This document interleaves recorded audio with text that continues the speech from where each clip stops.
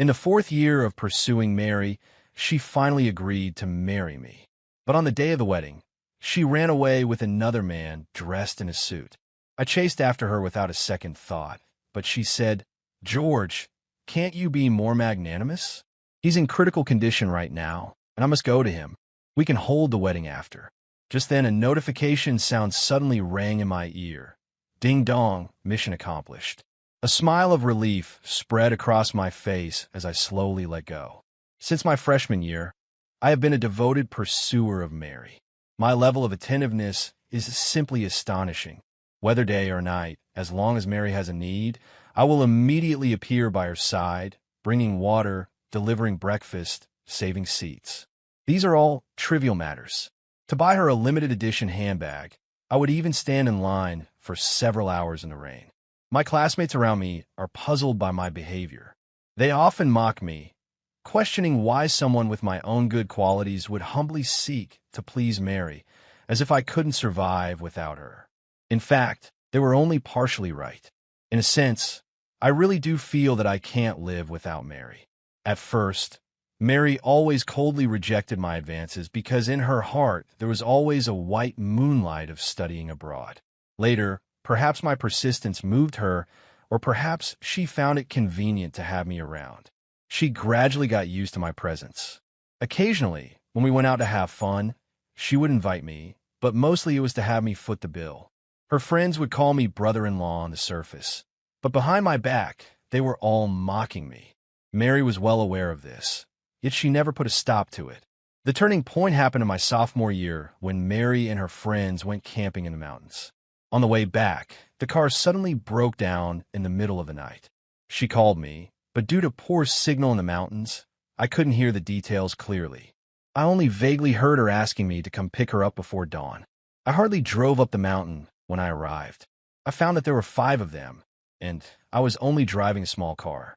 After a moment of thought, Mary said, "George, we are exhausted from camping these past few days and really can't wait any longer.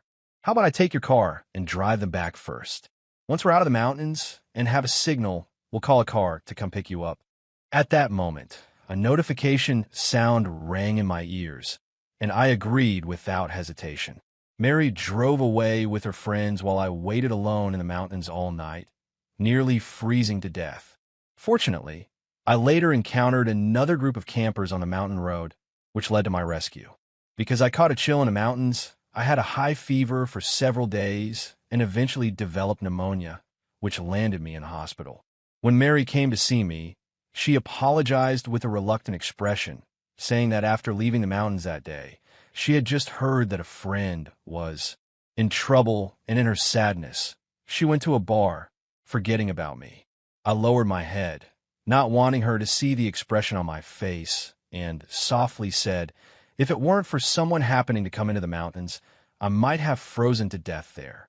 She clicked her tongue impatiently and then said in a condescending tone, "But nothing really happened, right? How about this? It was indeed my fault this time. To make it up to you, I agree to your pursuit. Let's be together." I never thought my first love would start so abruptly. I was momentarily stunned, my fingers unconsciously curling up, my nails digging into my palm without me even noticing. After a moment, I took a deep breath and agreed to her. Later, I learned that Mary drank because her white moonlight was engaged abroad and the bride was not her. She was heartbroken and turned to alcohol. After being with Mary, she became more reckless. She said she wasn't used to takeout, so I suggested hiring a cook for her. But she frowned and said, "George, is it really that hard to eat the food you make? It's just cooking. Can you learn from me? Or is it that you can't let go of your young master attitude?" So these hands of mine, which were originally only used for playing the piano, began to learn how to cook. Mary loves fish, so the first dish I learned to make was braised fish. At first, my skills were clumsy, and I accidentally got splashed on the back of my hand with scalding hot oil, causing a blister. But I still joyfully brought the fish to the table, as trying new things gave me a sense of accomplishment. I watched with anticipation as Mary slowly picked up a piece of fish with her chopsticks and put it in her mouth. But the next second, she frowned and spat the fish out, saying, "Yuck, it's disgusting." She put down her chopsticks and said, "George, are you doing this on purpose?" I read online that men deliberately do household chores poorly so that women won't ask them to do it again. I thought you would be an exception, but it turns out you were just like those men, as expected. Well, never mind. I know she's comparing me to her ideal, but I really tried hard. I spent the whole day working on this dish and ruined 3 or 4 fish. Seeing her disdainful expression, my empty stomach suddenly cramped for some reason. I held out my blistered hand under Mary's nose and said, "Mary, I really am not what you say I am. Look, I hurt my hand just trying to cook." Mary just lowered her eyes and said, "You're right, clumsy and useless. You can't do anything right." At that moment, I really wanted to stand up and slap her, then tell her I'd had enough. But the notification sound in my ear calmed my anger, and I held back, comforting myself that if I just endured a little longer, everything would be all right. At first, when I got close to Mary, I didn't reject her. In fact, I even thought she wasn't a bad person. Although she seemed a bit arrogant, she would feed the stray cats at school, gently give directions to parents looking for their children, and politely refuse. Advances from boys who showed interest in her. Never understood why she was so harsh towards me until one time when I attended a dinner with her and her friends. I arrived late due to traffic. As I was about to push the door open to enter the private room, I heard her friend ask her, "Mary, what's it like to have George as your boyfriend? I heard you've given him a hard time, but he really seems to care for you. If you ask me, you two were a good match, so why not just enjoy it?" Mary scoffed and said, "He's not worthy. He's just a sycophant. If it weren't for his money, would I even look at him? And by the way, don't bring up that futile nonsense about social status in front of me again. I don't want to hear it." I finally understood that Mary not only despised me, but also loved the social status that separated her from her ideal love. As for my identity, her parents were quite satisfied. She couldn't let go of her luxurious lifestyle while wanting to pursue so-called pure love, which is why she was so conflicted. Since then, I began to avoid contact with Mary, but I couldn't escape this task that I entered junior year. Mary planned to start a business. Her family was engaged in a traditional industry that had gradually declined in recent years. She felt this was a great opportunity to prove her abilities. Without hesitation, I took out all my savings to help her. However, due to insufficient market research, she quickly lost all the money. She became somewhat despondent, as if she was beginning to see the essence of life.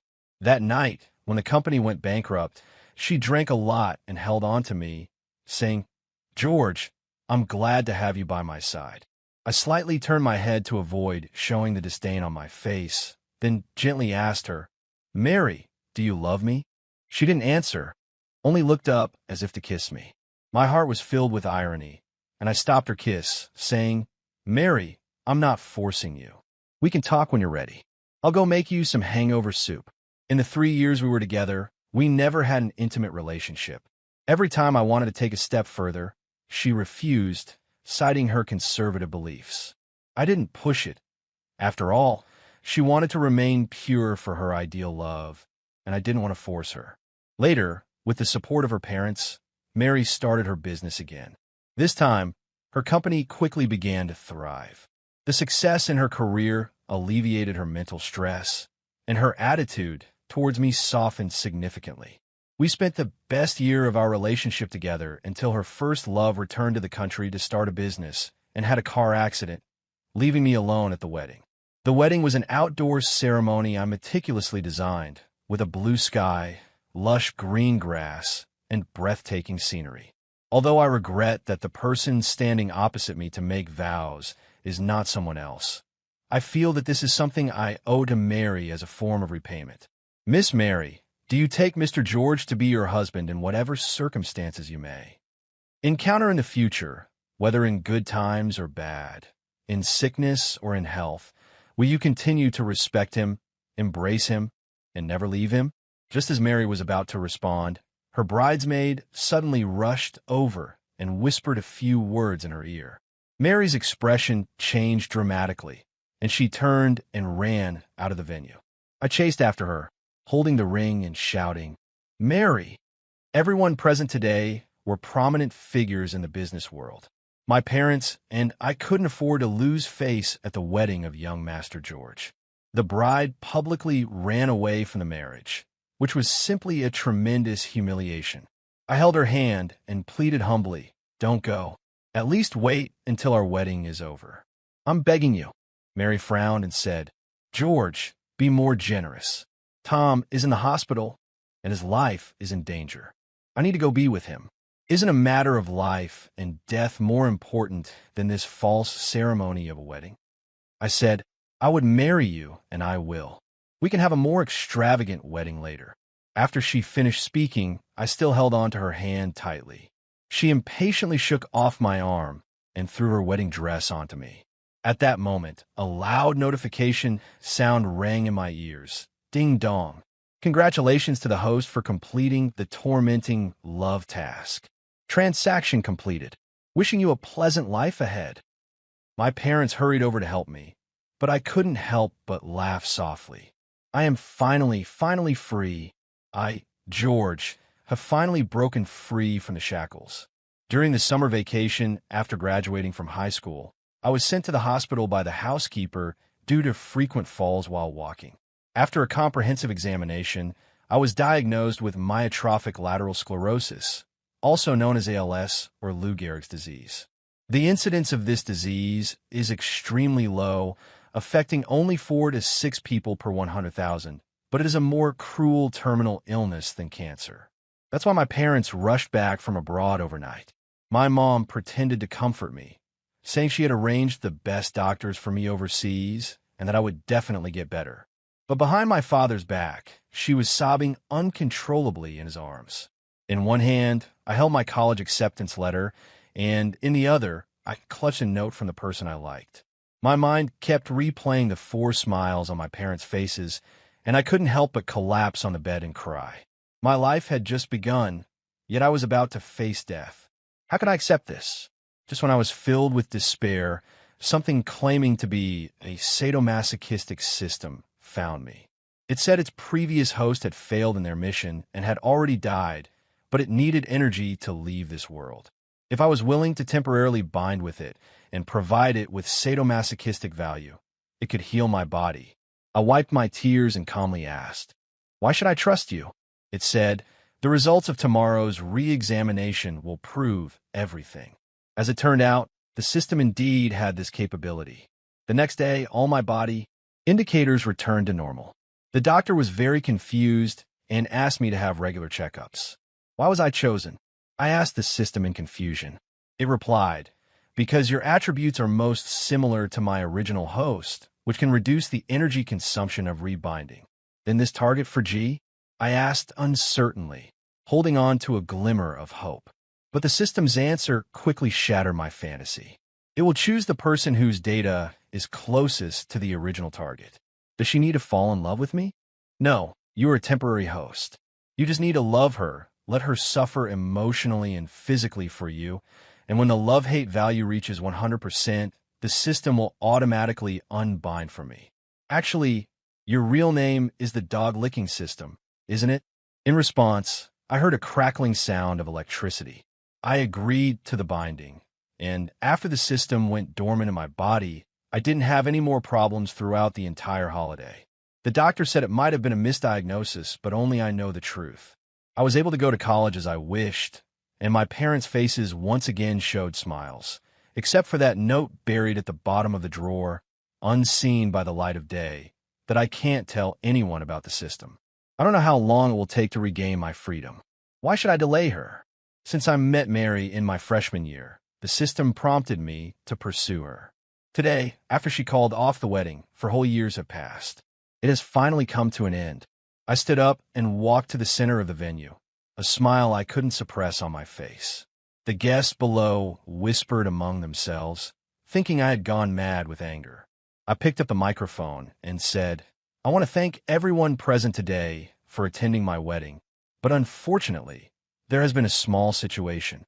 What I want to say is that there may be countless reasons for 2 people to come together, but it often only takes one to give up.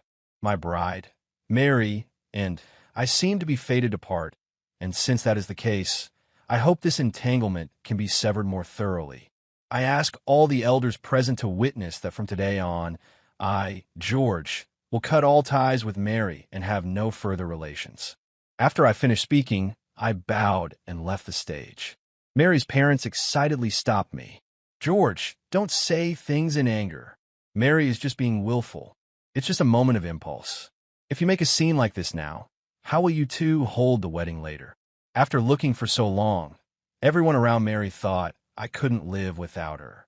Even her parents forgot that marrying me was actually a step up for her.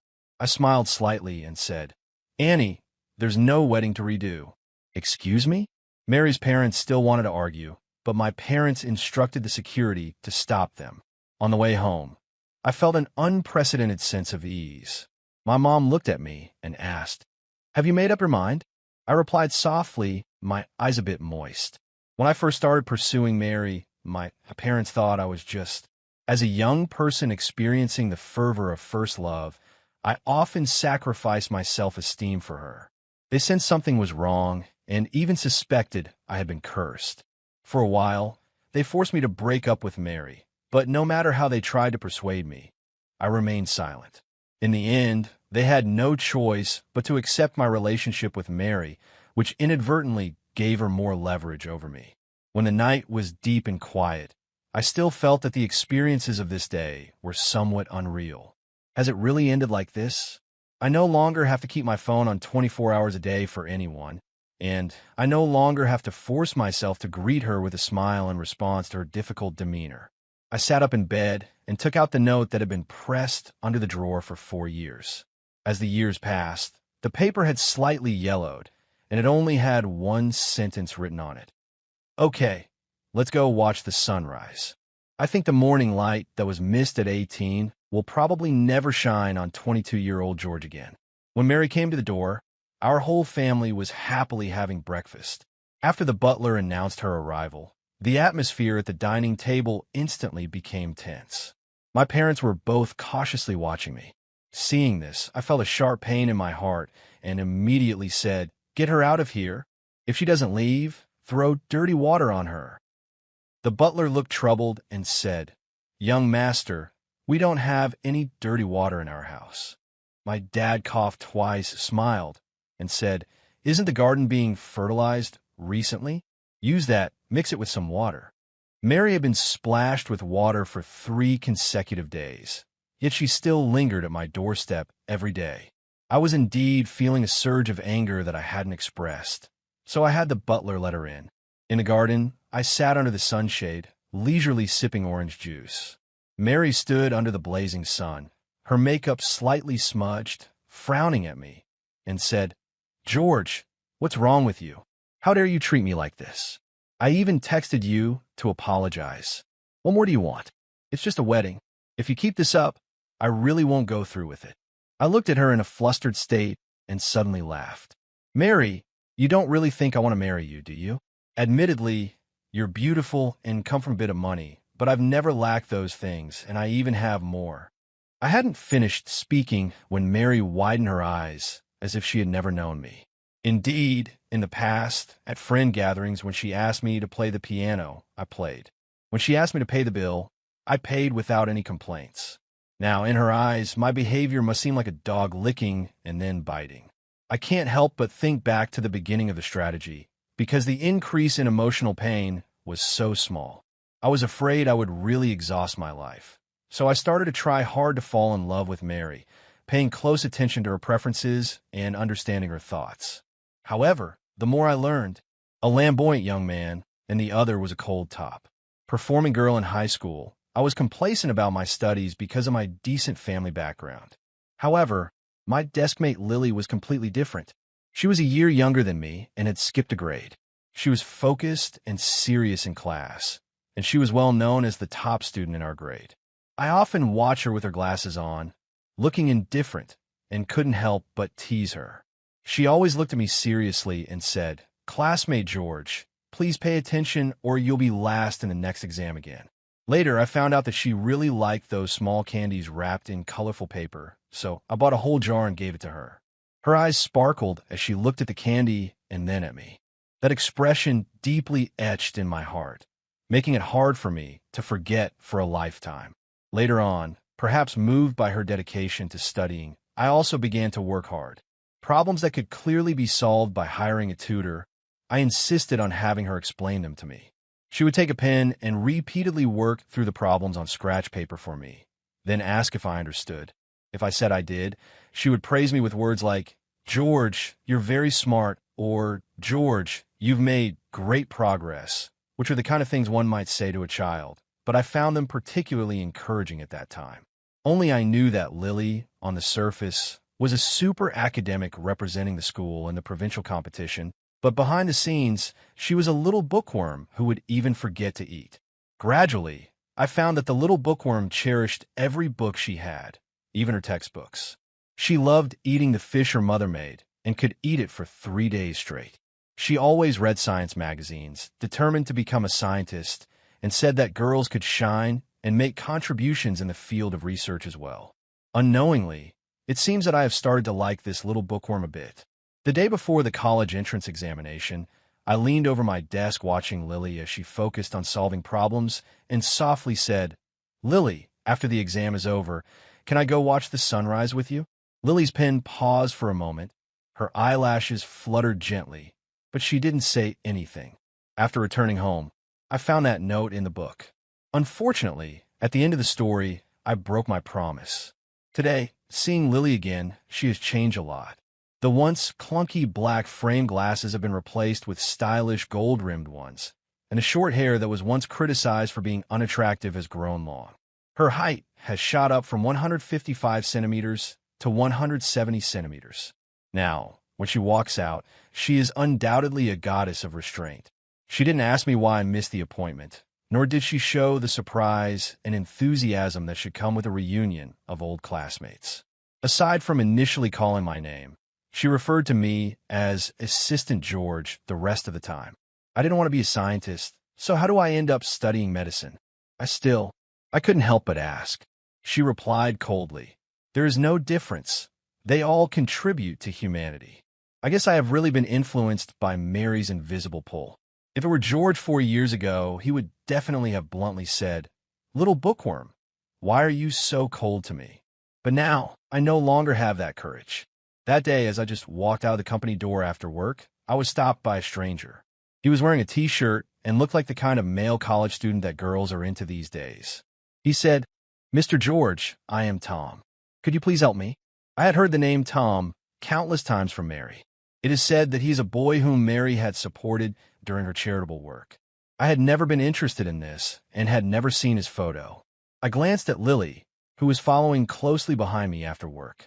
As she got into the car with Tom, Tom sat in the passenger seat, nervously tugging at the hem of his shirt, and said, "Mr. George, I know this is very presumptuous, but I really have no other options. Only you can help me." He said that Mary took his passport, insisting that he stay in the country and claiming she would support him in starting a business in the future. However, he still had unfinished work abroad and didn't want Mary's support. He was just an ordinary person, and out of respect for Mary's family, he didn't want to make things too difficult. "Mr. George, I did have a period of ambiguity with Mary during high school, but that is all in the past now, and I have no thoughts about her at all. But no matter how I explain it, she just won't listen." I raised an eyebrow and said, "If I remember correctly, Mr. Tom seems to have indirectly ruined my wedding." The implication being, why should I help him? I didn't expect Tom to look at me with a face full of surprise. I sensed something was off and asked, "Wasn't you who told someone close to Mary about Mr. Tom's serious car accident?" "Mr. George, did you misunderstand? That day, I only had a minor bruise. I didn't even need to stay in the hospital." In an instant, some details that I had previously overlooked flashed through my mind. I looked at Tom's awkward demeanor and thought that this might be a good deal. So I said, "I can help Mr. Tom, but I would also like to ask Mr. Tom for a favor." The next time I saw Mary was in a bar. I was there drinking with a few friends, which was a suggestion from my therapist to try doing things I hadn't done before. Mary, seeing me from some corner, stumbled over and tugged at me. "George, what are you doing here? Didn't I say you weren't allowed to come to the bar?" She looked me up and down, her face full of disbelief. I frowned and shook off her hand. Mary, if you don't want to drag your family's company down, it's best to avoid me from now on. Mary pretended not to understand, mumbling, George, can we not break up? Recently, my family has set me up with a lot of blind dates, but none of them treat me as well as you do. Let's get back together. I promise to treat you well from now on, and I won't. I like to speak with Mary alone, I said to her. Her mother quickly indicated that she needed to go to the bathroom.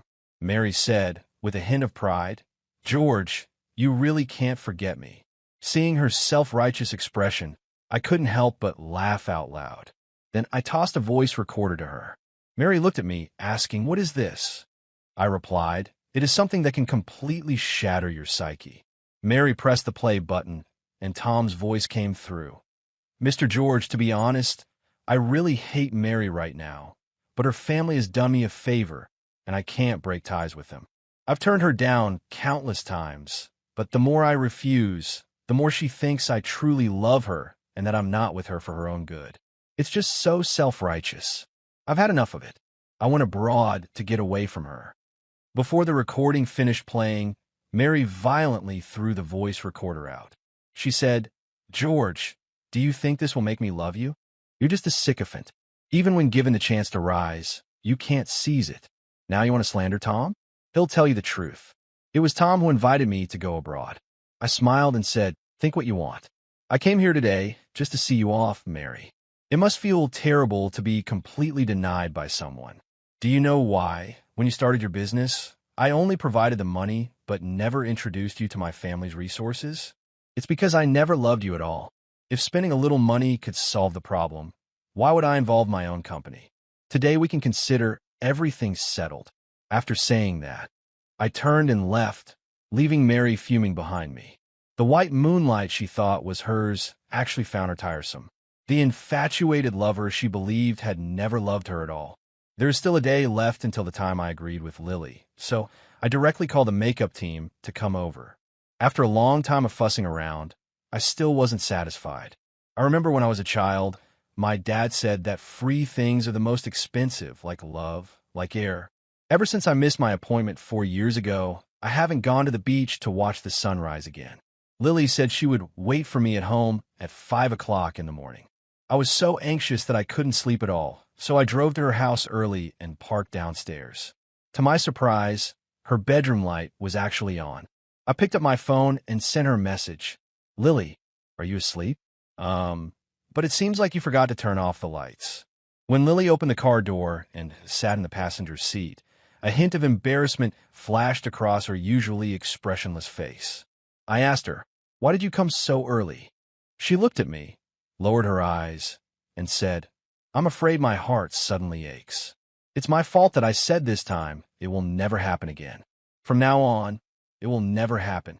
On the way to the beach, I recalled my previous guesses and couldn't help but ask, Lily, I have a few questions. If you're willing, could you tell me the answers? Tom's serious injuries from the car accident were leaked to Mary by someone you arranged, right? Yes. Lily didn't look at me, but I caught a glimpse of her suddenly curled fingers out of the corner of my eye. Why? I just want to help you see whether she is really worth it. By the way, I also want to fight for myself one more time. Maybe you think I'm being scheming, but George, I have no regrets. Fool, how could I think you were scheming? I just feel sorry for you. If Mary hadn't left, would you have come? No, you didn't come 4 years ago. I had no right to disturb your life. If she hadn't left, I would wish you happiness. All these years, you have been paying attention to me, haven't you? Is it because of me that you didn't pursue research and instead chose to study medicine? It is contributing to humanity in another way. 2 years ago, Mary went camping in a particularly remote mountain, but I just happened to run into a group of people who were camping. Does it have anything to do with you? For the school club activities, I chose that mountain for them. Why has it never appeared? I'm afraid I might disturb you. I brought Lily to a place to watch the sunrise, which is considered the best viewpoint along the coast. We sat on the rocks watching the sun slowly rise from the horizon. The orange lights scattered delicately across the sea, shimmering beautifully, a sight to behold. I turned to look at Lily, only to find that she was also looking at me.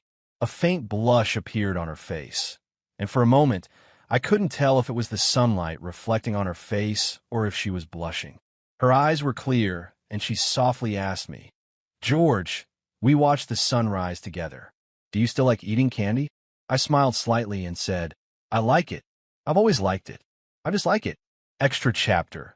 In the first year of marrying Lily, we returned to the seaside to watch the sunrise. However, this time was different.